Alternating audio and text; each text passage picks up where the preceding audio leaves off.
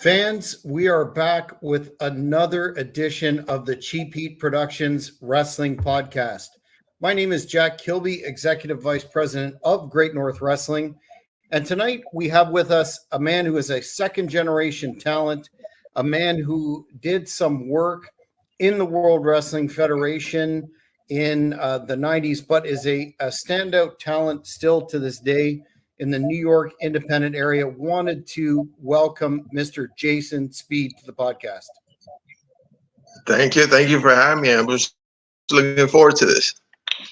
Well, I think I know the answer to this particular question, but I like to ask it to give the fans a baseline for where you're coming from. But growing up, were you a fan of the business? Oh, definitely. Since I can remember, my first favorite wrestler obviously was my father. He's the one that inspired me to do this, and I'm not just saying this because he was God instilled in me, and here I am today. And we'll definitely talk about your father, but in terms of territories or companies that you followed, did you being from the Northeast there, were you a old school WWF fan, or did you have other inspirations? Definitely old school to this day. I mean, their product is different, but I'm still a fan. A lot of wrestlers are afraid to say that. I'm a fan. I watch it. I'm watching it today. You know, I like to keep up with the product, see what it's about. Aside from your dad, did you have any particular wrestlers that were an influence to you growing up, or someone that you considered a role model in terms of the worker that you would later become? I would say Macho Man Bret Hart. Good choices. Excellent choices.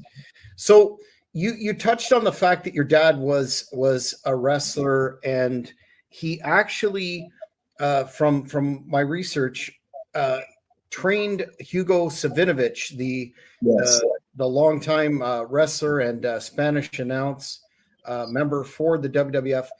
Can you give the fans a little bit of background as to your father's career and the training process that he undertook with Hugo? Because I understand from one of your previous interviews that may be something that he doesn't acknowledge.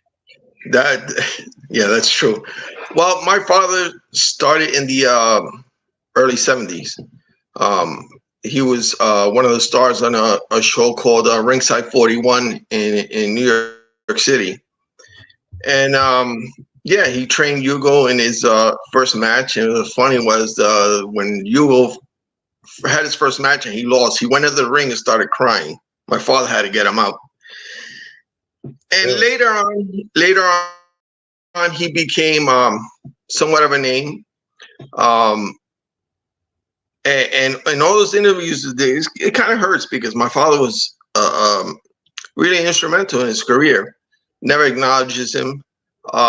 Actually, I went to one of the shows at the Garden in New York, and as he was coming out, I called him out. He looked at me. I called him as his old wrestling name, which was Pantera. He looked at me. I said, El Ángel Blanco's son. That was my dad. Looked at me, didn't acknowledge me, and just walked away. Yeah. So in terms of my father, his way of teaching, a lot of these guys now, I learned in a boxing ring in the South Bronx, in a gym called the St. Mary's Park in the South Bronx.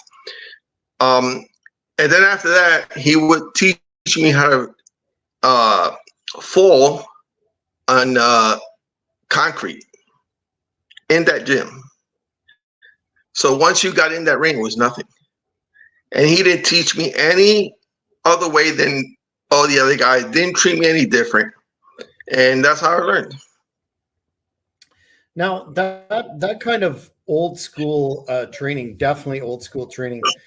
Do you think that that gave you an advantage compared to, you know, some of the things we hear about today, where you know, that toughness factor isn't really emphasized for fear of hurting someone's feelings or whatnot?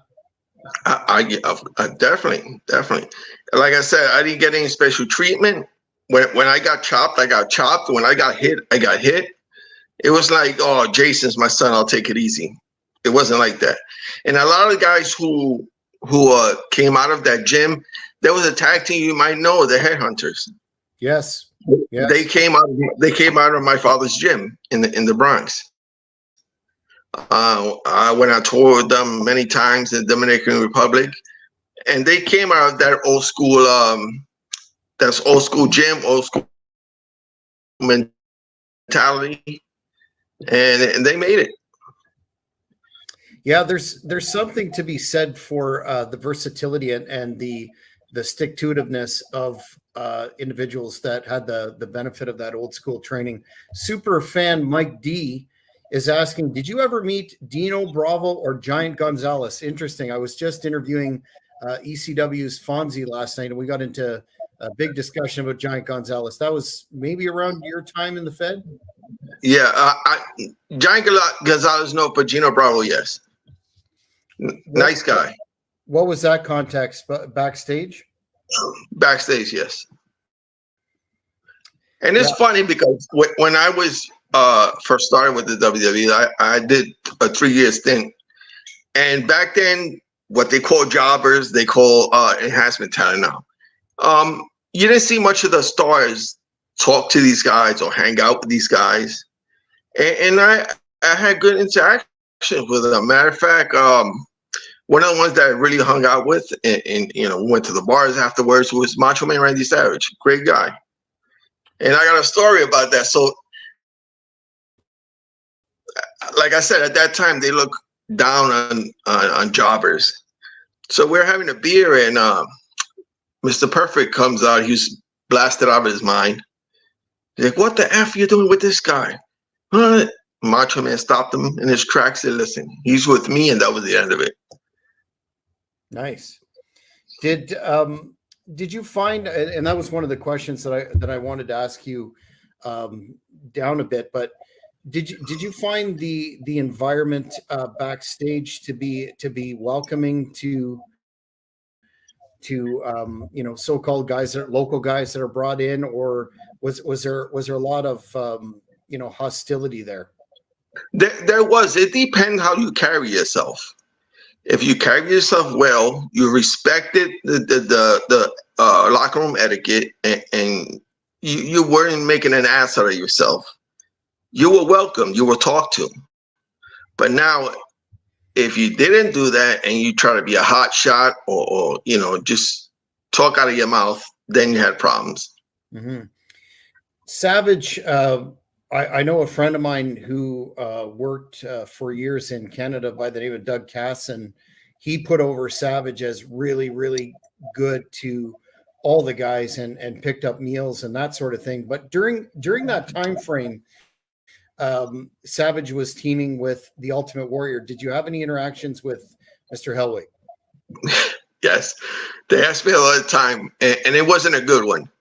So the first time, second day I was there, I'm in catering, and I went to get some coffee. So he's standing in front of me, and I stand next to him. I grab a cup, and I introduce myself. I'm Jason Speed. I'm here for the week. Just turned his back, walked away, no acknowledgement, nothing. So I think what people say about him was accurate. Yeah, that's very, very unfortunate, but not you know, not something that isn't as you say, talked about a lot. So you're with your father and being a fan, that was the catalyst for you to pursue wrestling as a career. Did your dad, we often hear, well, not often, but sometimes we hear with second generation talents that their parents try and talk them out of it. Was that something that your dad did, or was he supportive of the? Yeah, he was supportive all the way, especially when he had the gym. I mean, I would miss a day, he would really get pissed. I mean, he really wanted me to do it, and he wasn't pushing me because he didn't have to. I wanted to do it, and I was excited to do it. So, in terms of your foray into the WWF, how did I guess you were working locally, and then how walk us through how you got booked to start in the. Okay, there was a gym that I was working out of. I don't know if you ever heard the name Pete McKay. He was a wrestler in New York City. He had a gym in the Lower East Side in New York, and I would go there constantly. I was there with my buddy Jason Knight. You know yeah. Jason Knight. Yeah, I interviewed him last year. Great guy. Yeah, I know him for more than 30 years. And we were working on the same gym. And a friend of my father's got a gig as a supportive talent in the WWE. And they were looking for more people. He saw me at the gym, pulled me aside, asked me if I wanted to do it. I gave him his number, and I think like 4 days later I was called. And actually they needed more people. They asked me if I knew anybody else, and I got Jason Knight into it. So that's how that happened. And when you actually attended your first event, who were you working with in terms of agents and putting, assigning who you're going to be working with, etc.? They didn't really assign the enhancement talent agents. The best that I could describe is you wait around. There's a board on the wall. You see a name, and that's who you're working with. Fair enough. Did you have any interactions backstage, especially during that time frame? Vince McMahon was ever present at TV tapings. Anyway, did you have any interactions with him? Just the first day, he introduced himself, and that was it. And I mean, like I said, enhancement talent was kind of looked down on. So I mean, I didn't mind. I was there. I was just excited to be there. Mm-hmm. So it didn't matter to me. In terms of your and walk me through the matches that you had. I see, according to the research, that your first match was a tag with the Nasty Boys. Is that correct? Yeah, that is correct. And that's another crazy story. So another guy that I brought in, he trained at my father's gym. I knew him since we were in grade school. So, good worker. I called him. I said, "You want to do this?" Sure. So that was one of the guys that had a big mouth.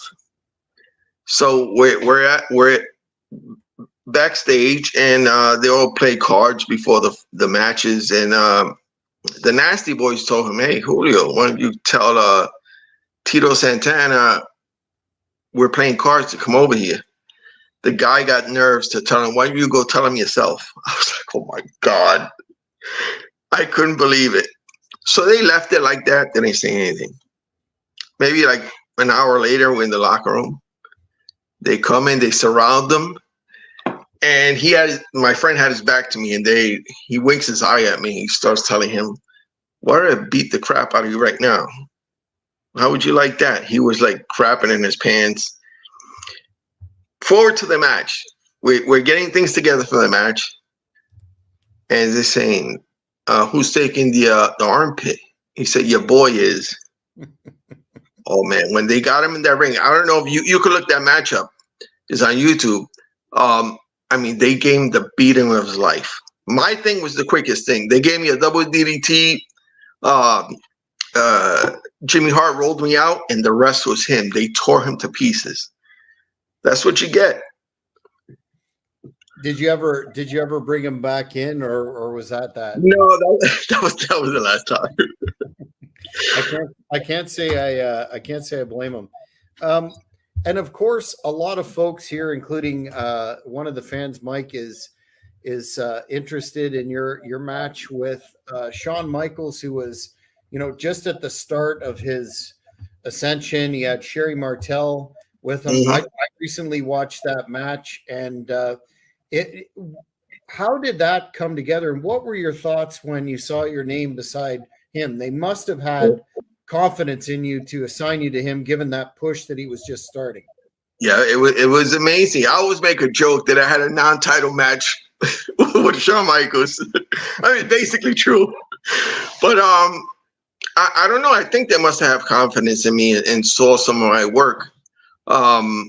It was amazing. And the funny thing is, when we got back backstage, I'm walking back. He's actually waiting for me behind the curtain, shook my hand and said, great job. And that was a great moment, just to get that acknowledgement.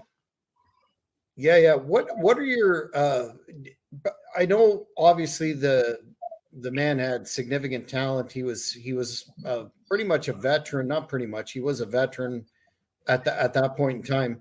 When you were working with him, did you have any inclination that he was going to be who he came to be, arguably the best worker of all time? Yep, I did. You could see it. You could see it. I mean, he had his issues with extra activities, but while he was working with me, sober, great guy, had nothing nice to say about me, hung out afterwards at the bar.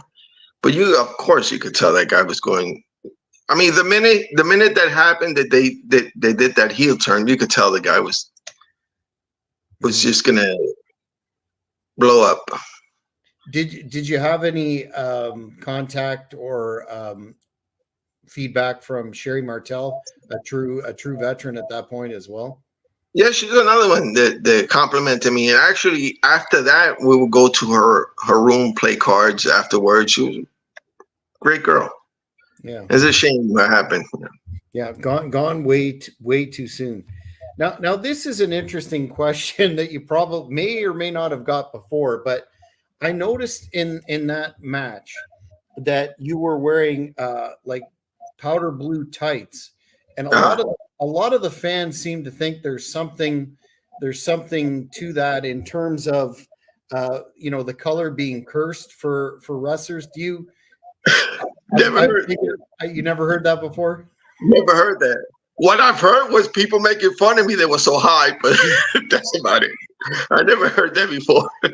Yeah, just maybe next time you're running a show or whatever, you can ask around that, because that seems to be quite there's a large subculture of fans online that are pointing out, look, powder blue tights, curse match. Anyway, I've never heard that. Yeah. Interesting. So your other match that a lot of folks talk about to this day is the TV match that you had against Nails, the former Mr. Magnificent Kevin Kelly.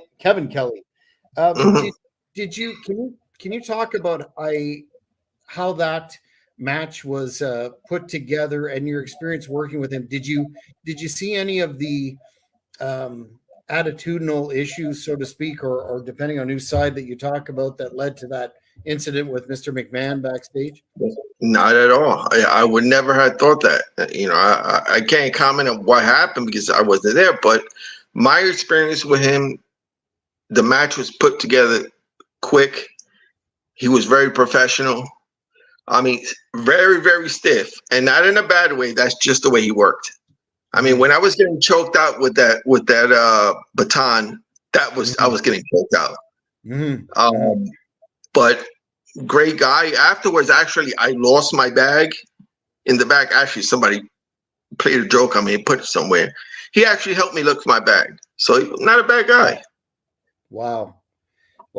And I really think, I'm not trying to toot my horn, but I really think it was just the respect that he had. I was professional. I wasn't talking out of my mouth. And he saw me looking for my bag, and he actually helped me look for my bag. Wow. I didn't see anything. Oh, yeah, we did. They stuck it in somebody else's locker. Was that a Kurt Hennig deal at the time, or? No, no. I don't know who did it, but it was found. Good rib. So in terms of his career, do you understand why he never, I mean, aside from the incident in question, but seemed like a really money character? That program with Boss Man was pretty on point, and he was professional with you in the ring. And any idea why it was cut short, other than, of course, the major incident backstage? I don't think the accusations were true. You know, him hitting on McMahon in a sexual way. I think it came down to money. That's what I think. Mm-hmm. I think they maybe stiffed him on money, and he was just, you know, pissed about his money, and they got into it, and that was just an excuse for them to get him out of there. That's what I think. Were you compensated in a worthwhile manner for your participation in those tapings? Yeah, at that time, I felt it was good money. Mm-hmm. And they were who was the one that paying out the cash? Arnold Skolin. Mm. He would pay the guys out in cash out of a cigar box. So, cool. Yeah. It was decent money. They paid for the hotel. They paid for the car rental. So and the meals. So you didn't have anything out of pocket. So everything you made was, you know, for your pocket. Mm-hmm. So did you ever get any other WWF shots that aren't on the record? Oh, there's a lot of them that are out there. I did a 20-man battle royal with Hulk Hogan was in it, Ric Flair was in it. I did a lot of other stuff, but it's just not out there. That was one of my favorites. In terms of that, was it the same battle royal that they were both in? Yes, yeah. It was amazing. What was that like working with them, and did you have any interactions with them? Oh yeah, those are the two I had interaction with. Oh really? Chopped by Ric Flair, big boot by Hogan. Wow. And it was a house show, I take it, and they didn't. House show. Yeah, and I was put in there last minute. Oh wow! Did you ever, because from the matches that were televised that I saw anyway, you did a really good job in that role. Was there any reason why you didn't come back for any further TV tapings, or? Yeah, well, at that time, that was when they were phasing out the jobbers. Mm-hmm. So that we basically got phased out. It was nothing personal. It was just that's what they were doing.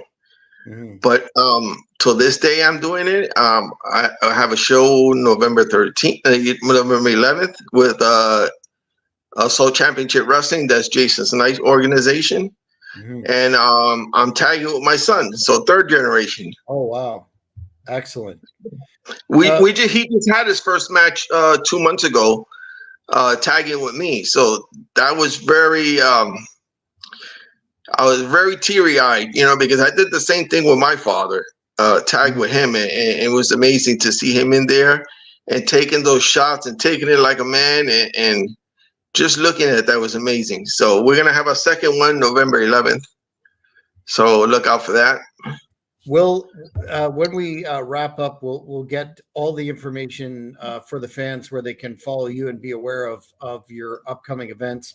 In terms of enhancement, guys, do you see that as something that was a mistake in terms of the big organizations to largely, as you say, phase them out?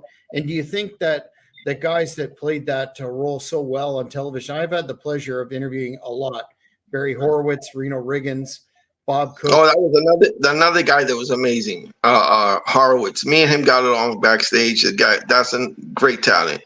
I think he should have been pushed. Yes. To a major role. The guy's amazing. He could work. Do you see that as something that really is unfortunate, given the significant role that enhancement guys played in terms of getting guys over, creating stars, and do you see a spot or a long overdue spot for some of these enhancement talents in the Hall of Fame? Given, I think they should be acknowledged, and I think it was a mistake because the whole point of that was, okay, you got these guys beating these talents every week until they find somebody who's going to stand up to them, and that's when you get the excitement. Now, all these major stars, they're fighting each other every week. You see the same thing every week. mm-hmm. You know, you want a guy like who was it? Let's say Georgiano Steele. He beat these guys up every week, until they find somebody who stands up to him, and that's what makes it exciting.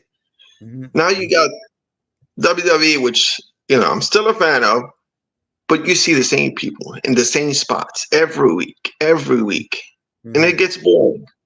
So that was the advantage of having those enhancement talents, I think, and I don't think it'll ever come back.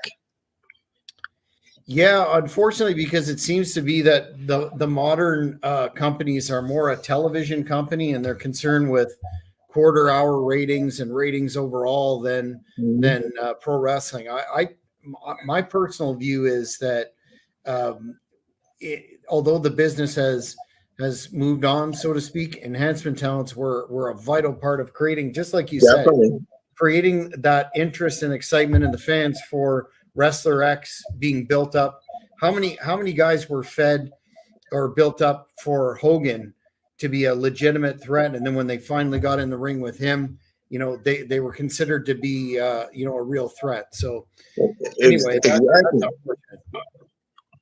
very Yeah, when you have feuds back then, these two guys wouldn't touch each other until that event, that main event. Now they're fighting each other tag team, they're fighting in 3-ways, and then they get to the big blowout. It makes no sense. Absolutely.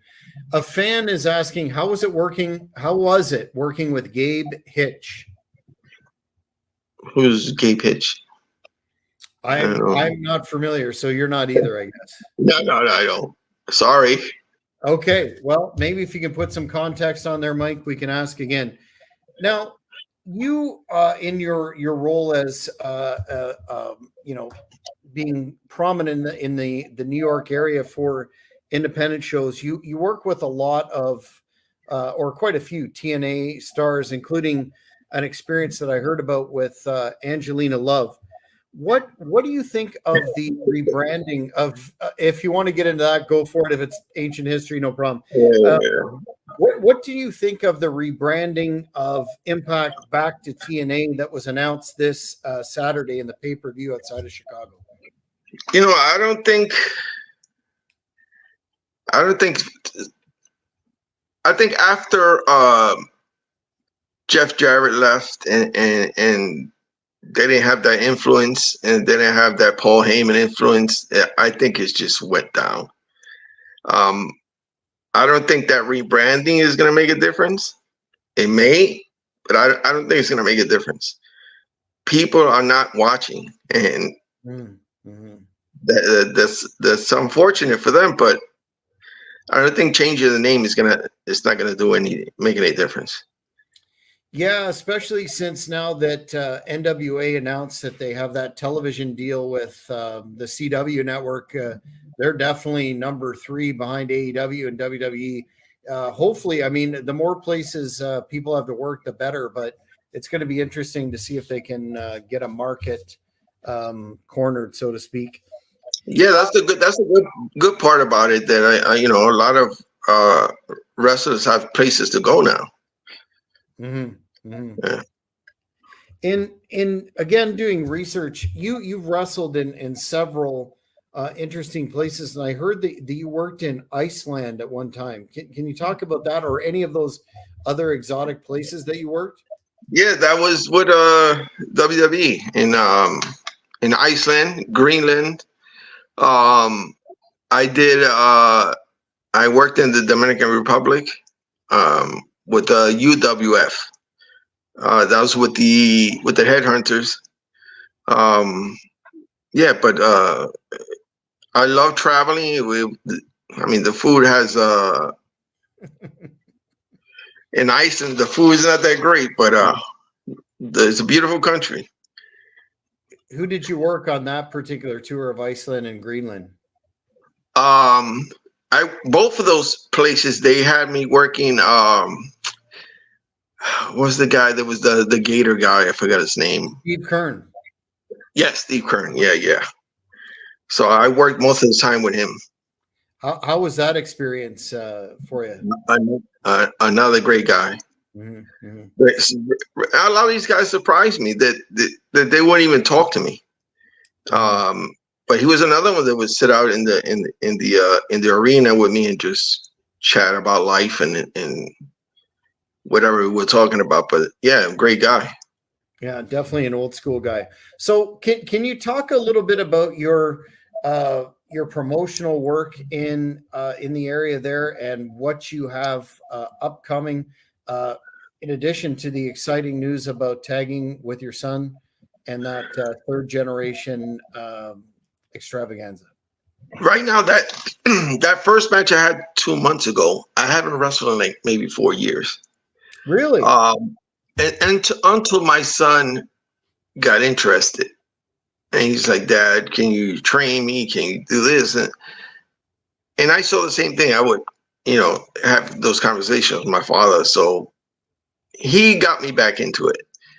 So I did that show, this one on November 11th. Then there's another one that I don't really have the whole information on. It's going to be in Connecticut. But yeah, I'm getting back into it. I felt great.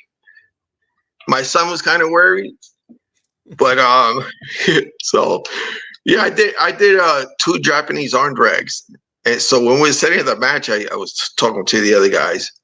Oh, we're gonna do this, Dad. And go to the back. My son says, Dad, you sure you could do that? Sure, it's like riding a bike.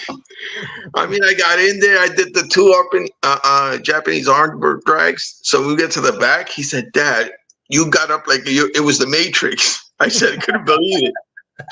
I said, I still got it. Yeah, absolutely. What made you step away for those years?